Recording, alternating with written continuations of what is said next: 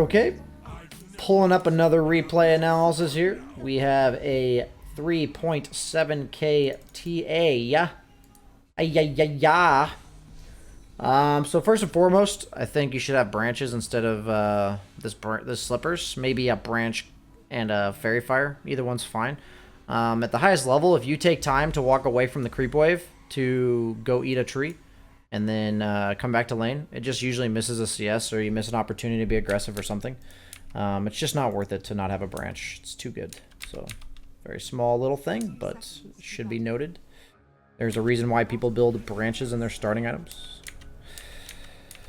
Okay. So you're against Monkey King. So far, so good.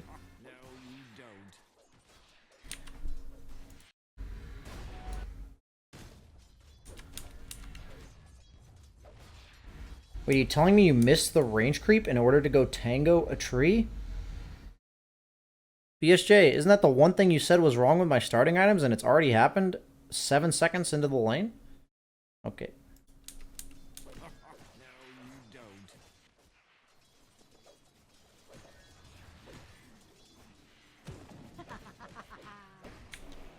Otherwise, so far so good.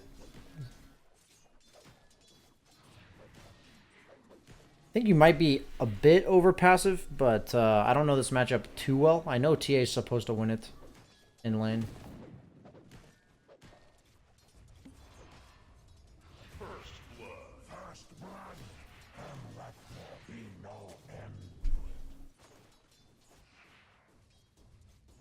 I mean, just could be better on the mechanics of CSing. I'm not gonna like flame that anymore though. You're just missing free CS, so nothing else to say about that. Nothing like in particular I can talk to you about.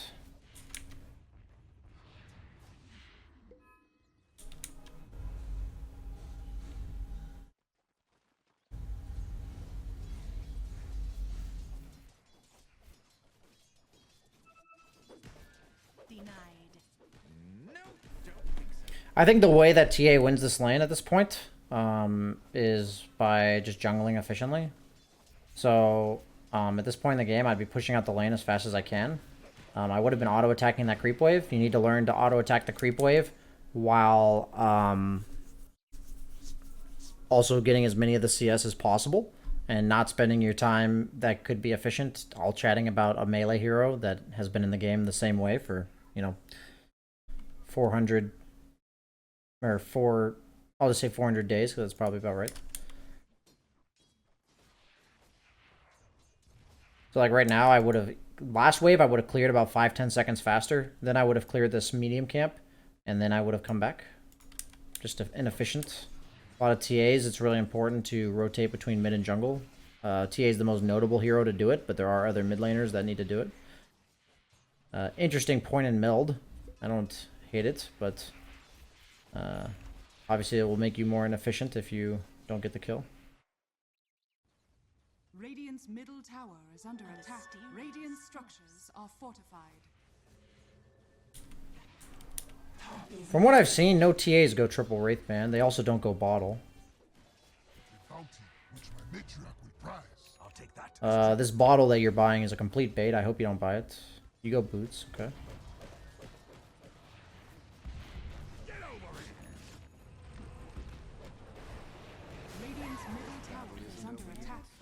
So you were level 6 and he's level 5, so I don't mind the aggression. But I would definitely load up a TA replay of a professional player that plays a lot of TA and just notice how many times they hit neutrals before 6 minutes and compare that to how many times you've hit neutrals, which is 0.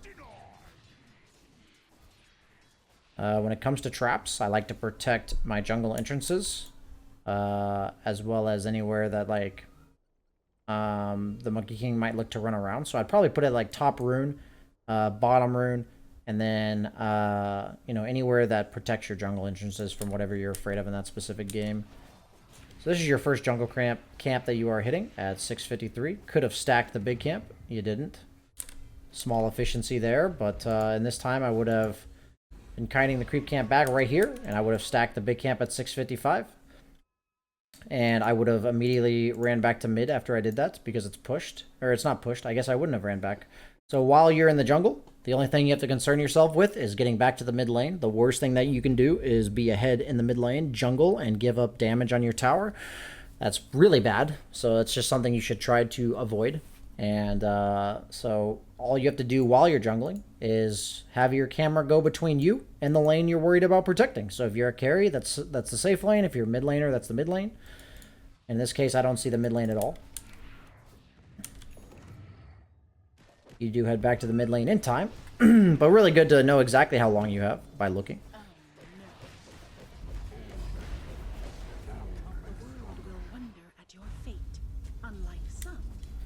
So my question is, what are you doing here? Like right here.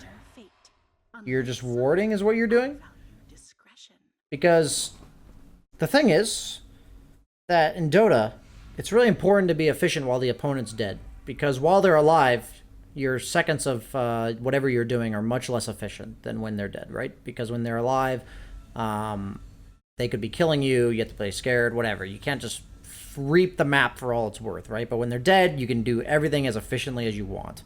So right now, while they're dead for this long, I would shove this tower as quickly as possible and start hitting it. Because as long as this Monkey King's dead and you see 3 bottom, you're not afraid of anything. So if you take an extra 5 seconds to sit here and ward, that's a third of the time that you spent with him being dead, not doing something to make use of it. So generally speaking, whenever people are alive, I ask myself, what am I not doing because they're alive, such that when they're dead, I then do it. So in this case, not pushing their tower. Instead, you spend the time warding. So very important to have a sense of urgency during that time. Notice how he ends up respawning right as the wave gets in, instead of you spending 5 seconds hitting the tower, which does a lot of damage. And you spend 5 seconds of hitting a tower warding on the ground. I don't see people go 3 Wraith Bands very often. Usually I see 2 Wraith Bands Blightstone straight into Blink Dagger. Obviously with the treads. This guy's just feeding. Little to the imagination. Radiant's middle tower is under attack. Gonna rewind here. So you kill him, and you see you saw Pudge bottom, you saw Snapfire bottom, and you could check your scoreboard and see that Mag is level 4. So what are you afraid of exactly? In Dota, it's really important to be aware of what's going on in the game. So in this game, I'd just be afraid of, like, since you're so far ahead, same thing as the last game that I watched. It's really important to just think, at what point can they kill me? And that's why I'm trying to get Blink as soon as possible, because once they get like Skewer into RP into maybe 4 heroes with Monkey King stun, they can kill you. But until then, I don't think they can kill you. And you have to think the same way. Instead, every time you've killed this guy, how much net damage have you gotten on this tower? I think that tower should be dead, to be honest with you. Most TAs nowadays are going Blink so that it just increases their farm efficiency through movement, but also because they can participate in fights, but also because they're more survivable. It's very hard to gank a Blink TA compared to one without.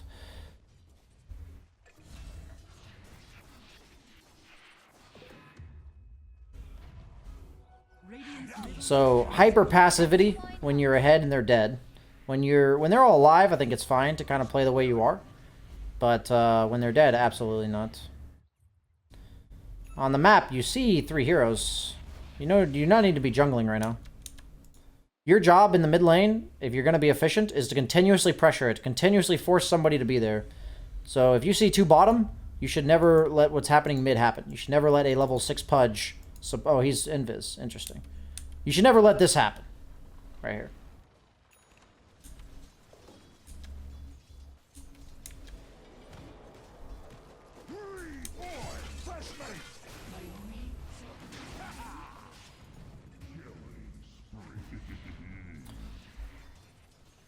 Overall, it's about continuously keeping the momentum up in the mid lane, and that just doesn't happen if you continuously keep the momentum up. The minute you relieve them of the momentum that you have in the lane, it allows them to make a play.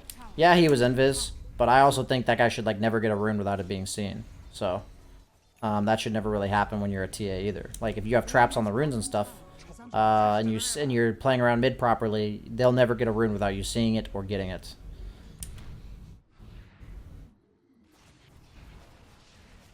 Okay. Nice of that guy to walk in and feed you. So you see 2 bottom. Pudge is dead. Force this in. You see mag top now. How is this mid tower not dead, right? Ask yourself, how is it not dead? And if you went blink, you would especially be able to kill it because you can just blink away from anybody who tries to go on you.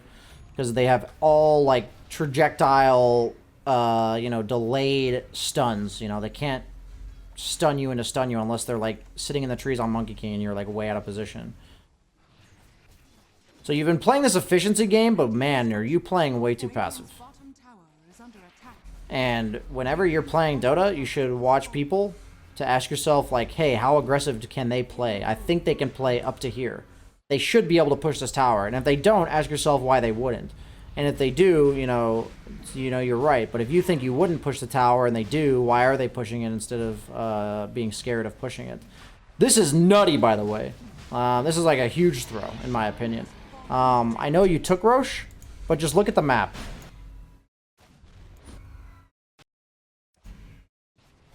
When you walk into this Rosh, all you see are 2 heroes bottom that TP'd, or that walked, I mean. And now you see Snapfire after you've already started it, but without mid lane pushed, if I'm a good player, I'm thinking, why is TA not pushing the mid lane? Like, if TA was doing normal things, like just farming, she'd be pushing mid. So this is a chance for them to come back. I think this is very forced. Like, yeah, you just get it, but man, I think that tower mid should go down first. I really do. I think this gives them the only chance they could possibly have of contesting this Rosh, having that tower be alive. And obviously you guys get it, so results-oriented would mean I'm wrong. But man, that to me is like such a vulnerable play. Exploitable play. So you end up naturally taking the tower at 15 minutes because you got the Aegis, but that should just not be that easy.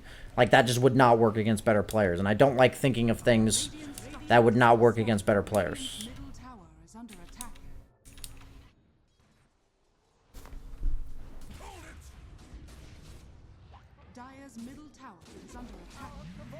I mean, you do get the Deso and you take Rosh with it, which I don't mind. But I've just been seeing TAs go blank, so that's just what I've been seeing. Okay, so you see people top, you see somebody in their own jungle. I mean, overall, you should definitely just take this Aegis and just storm the map with, especially once you get Blink Dagger.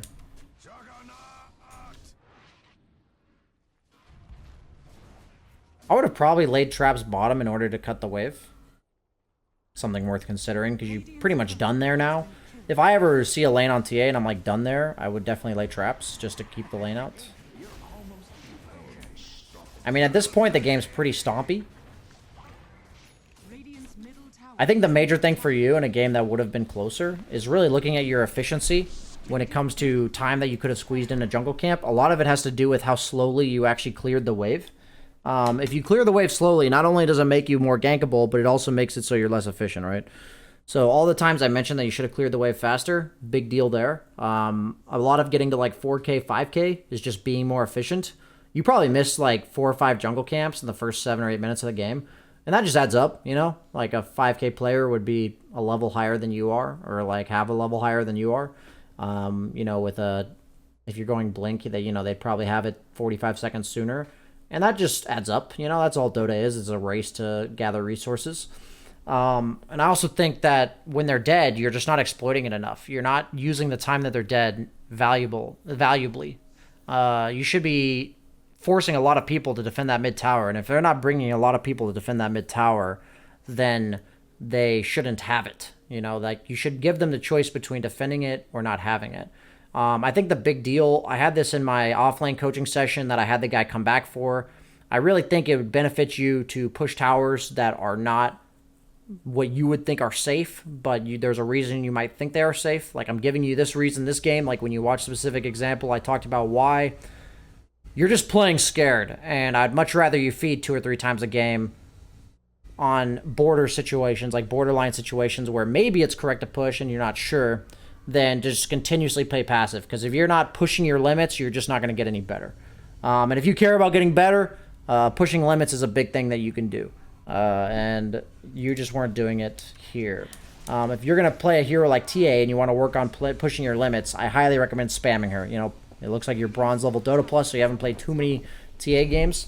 I would look to play, you know, probably 15, 20 games in a row of TA. Or at least like, you know, 15, 20 games in a course of a small amount of games. So you guys are definitely nuts. I can't believe you guys did this, but I guess it worked because you're just that far ahead. Let me see how this developed.